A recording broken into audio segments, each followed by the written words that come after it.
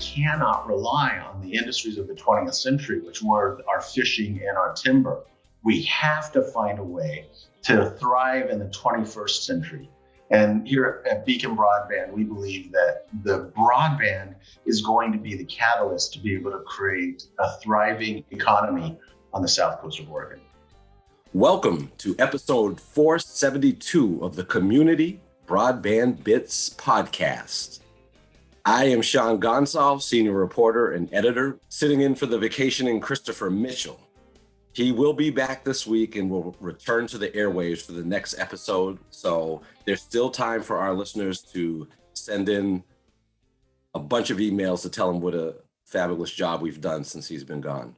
Today, we are going to look at the work of a cooperative in the beautiful state of Oregon. And so that is why we are joined by Paul Reckenzone, the general manager for Beacon Broadband, which is the broadband subsidiary of Coos Curry Electric Cooperative. Welcome to the program, Paul. Thank you, Sean. And we also are joined by my colleague here, Maren Mackless, who wrote our story on muninetworks.org about CCEC that we published in May. We're pleased to have Maren with us as well. Welcome, Maren. I'm pleased to be here. Glad to be chatting with you folks. So we're going to have Maren jump in throughout to help us out and to flesh out this discussion.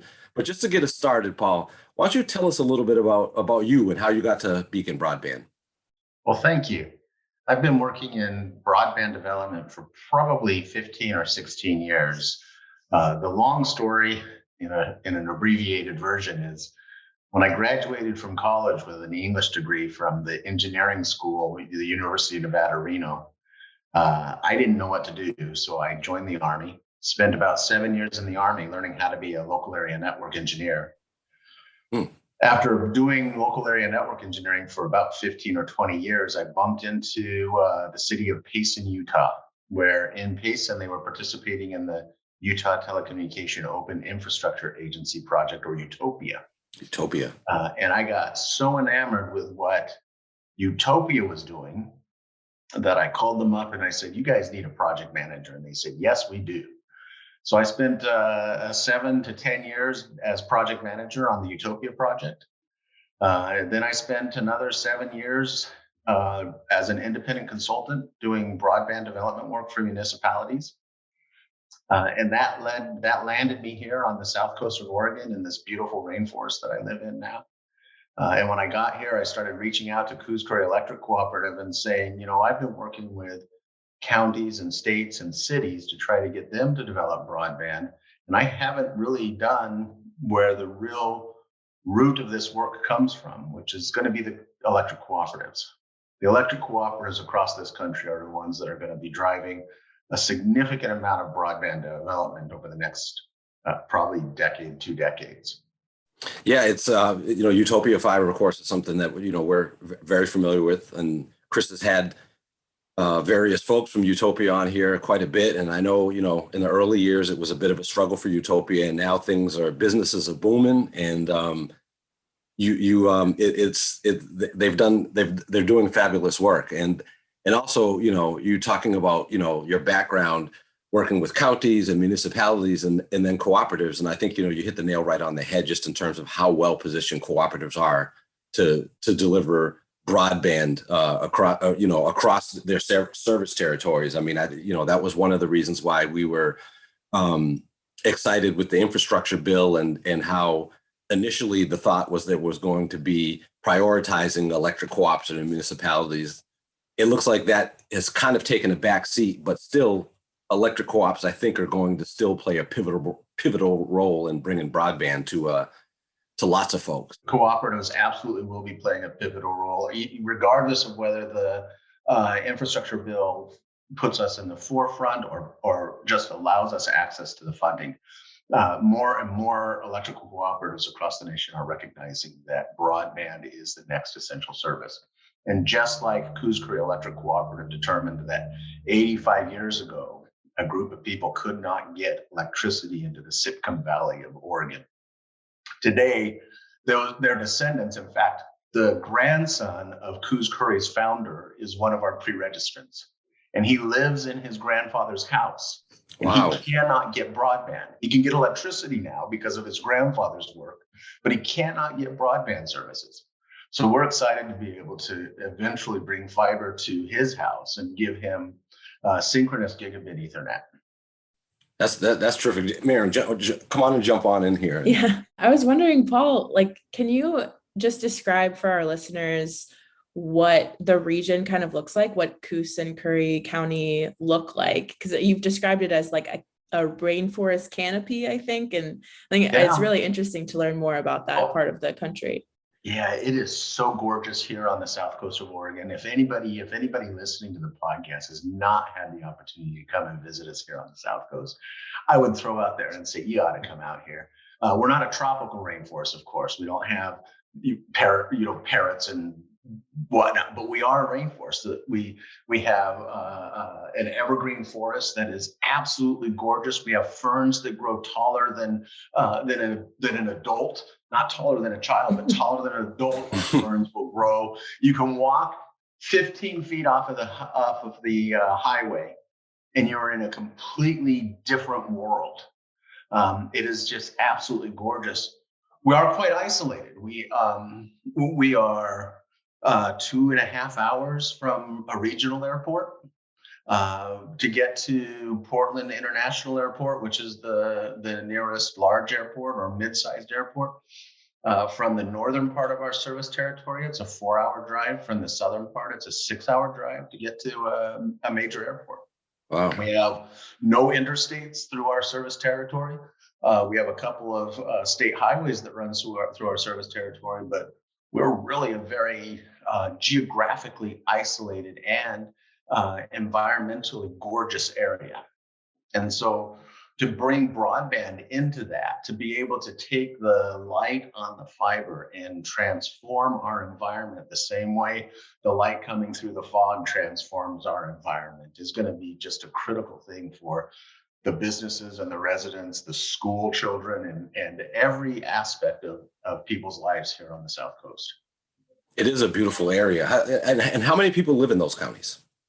So Curry County has 20,000 people, and Coos County has just over 60,000.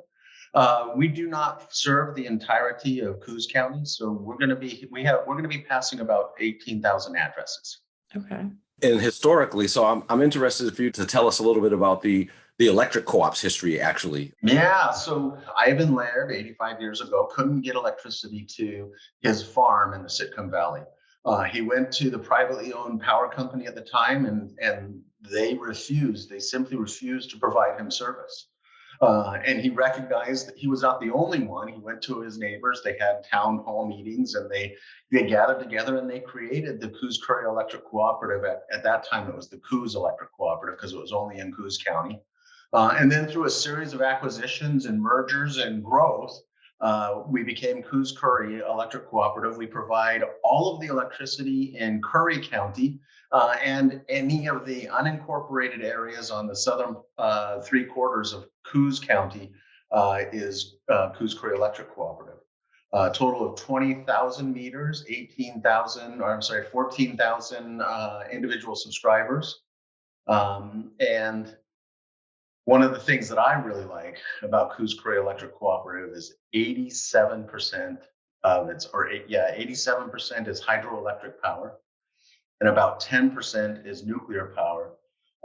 Coos Curry Electric Cooperative only uses 3% carbon producing power to serve these two counties. Wow. I mean, especially in this world that we're living in now, it's an extraordinary thing, isn't it? That's a big deal. Yeah, for sure. For sure. Now, the industries there, I mean, historically had been lumber. Is that right? Yeah, historically lumber and fishing. Those were the two key industries on the south coast of Oregon.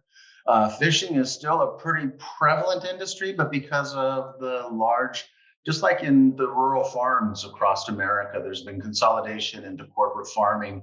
A lot of the fishing is consolidated as well. And so we don't have the fish processing plants that we used to have. A lot of that processing is being done on a corporate ship instead of being brought back to the port and being processed on land.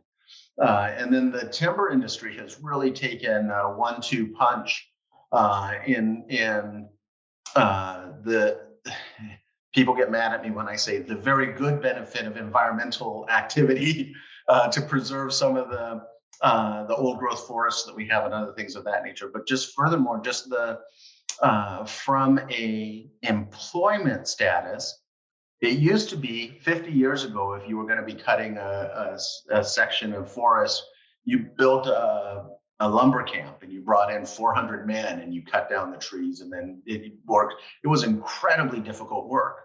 And today, 5 guys can do what 50 years ago it took 450 guys to do.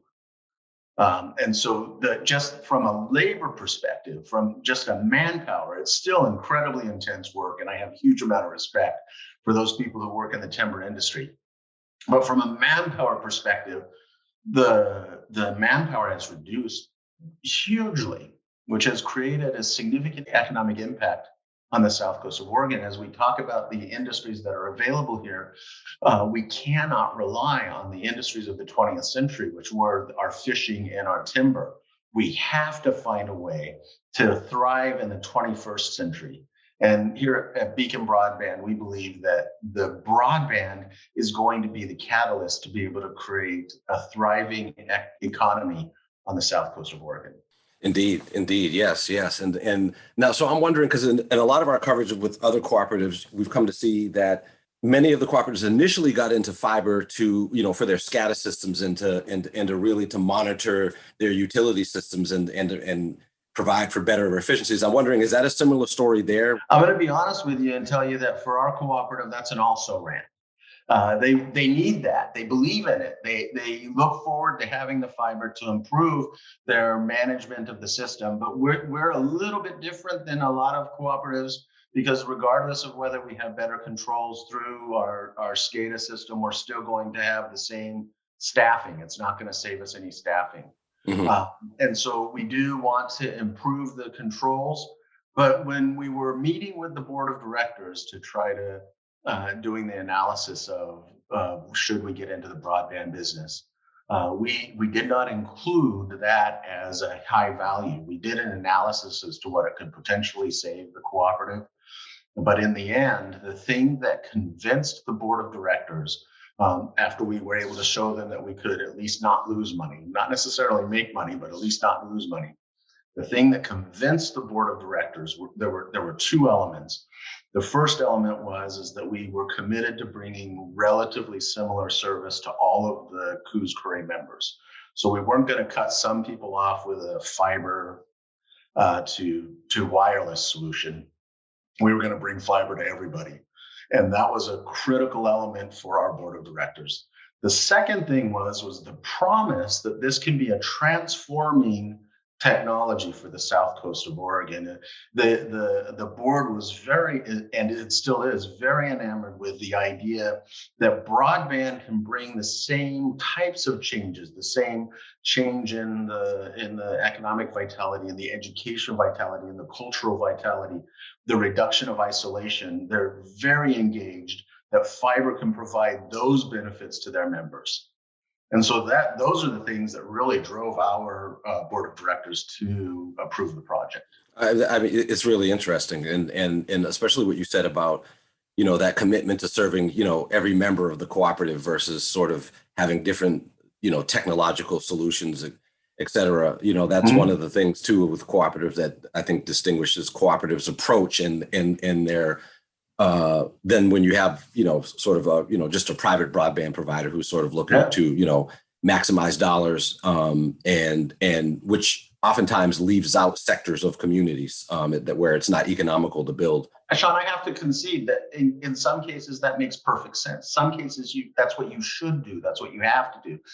We went and visited a number of cooperatives as we were building our feasibility case, and some of the cooperatives we visited do have a hybrid fiber to the premises / wireless network. And some of them that we visited have elected to expand beyond their borders before they completed building to all of their members. And some of them have even conceded that it's unlikely they will ever build to all of their members.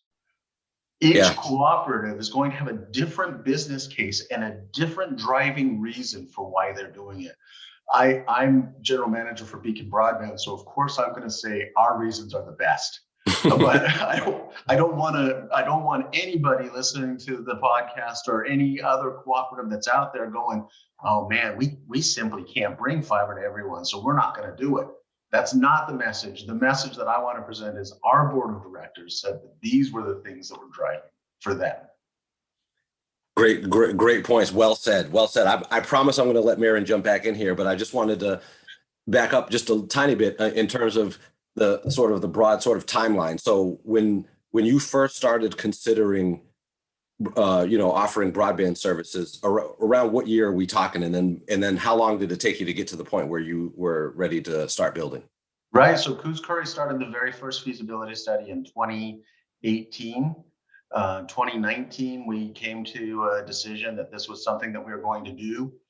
We created Beacon Broadband in June of 2020, and then got full approval from the board to move forward when we participated in the RDOF auction and we were selected for some RDOF funding in November of 2020.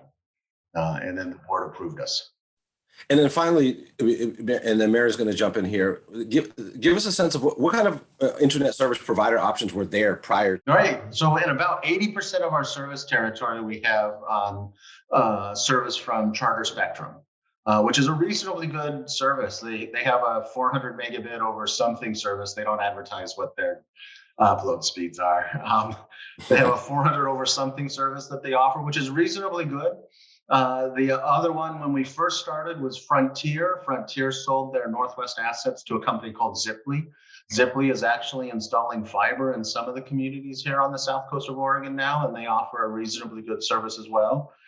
About 80% of our member base can get reasonably good internet service from either Charter or Ziply. 20% have nothing. They can get the satellite, and many of them can't get satellite because we're in an incredibly rugged terrain, a heavily forested, incredibly rugged terrain. So I regularly have people calling me up and saying, yeah, we can't even get HughesNet because we can't see the satellite. Right. So we have a significant population that has absolutely no option for broadband service. And again, that's one of the reasons why we're doing this. If we were only talking, in fact, we had several conversations leading in the feasibility about why would we do this when 80% of our members already have reasonably good access to broadband? Does it make sense for the cooperative to spend $60 million on a project to get to 20% of its members? And the answer was, well, it does. And not just to get to that 20% of members, but to extend the high-speed broadband, the high-speed fiber experience where no one else will go. So yeah, Ziply is going to bring fiber into downtown Brookings, and Beacon Broadband is going to bring fiber into downtown Brookings. But as we extend fiber into downtown Brookings, we want to extend the experience into our customers' lives. Marion, I know you've got a couple of questions. Why don't you jump on in here?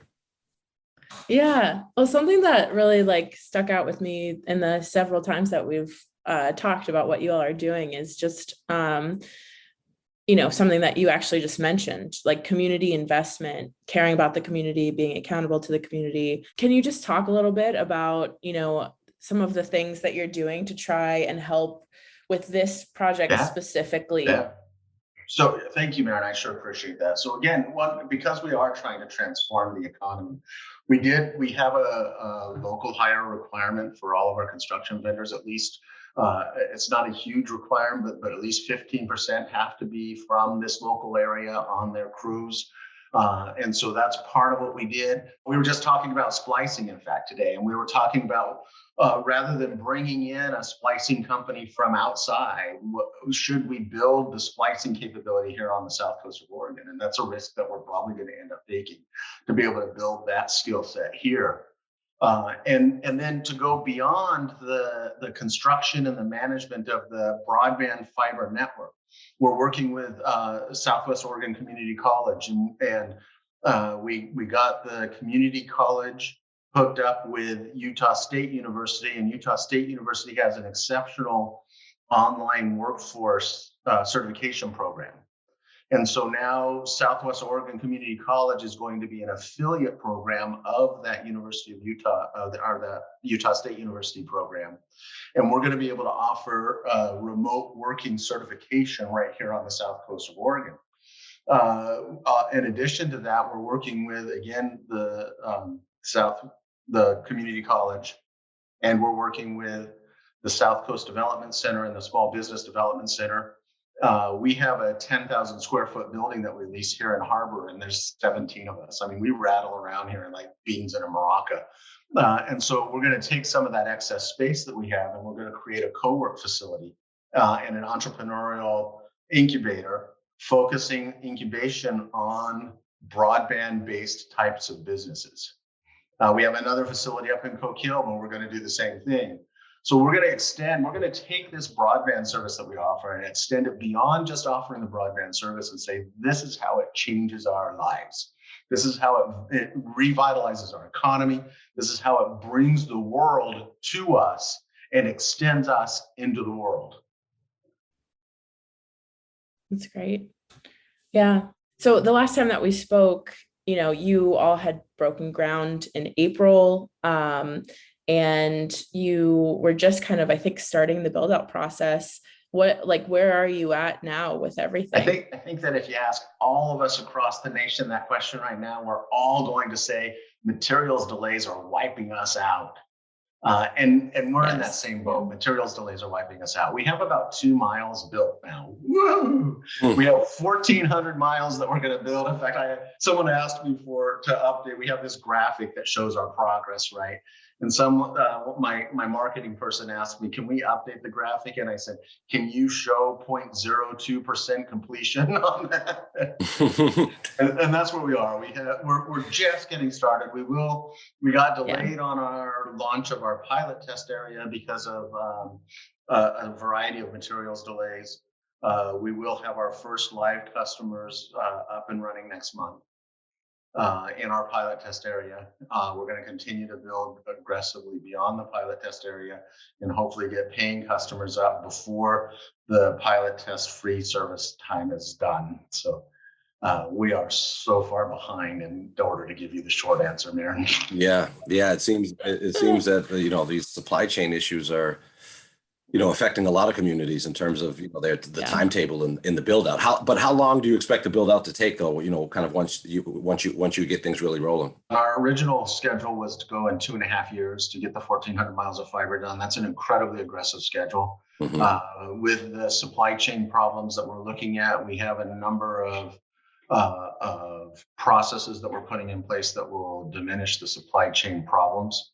Okay, we're just buying a boatload of material is the process. We're not going to try to do just-in-time delivery anymore.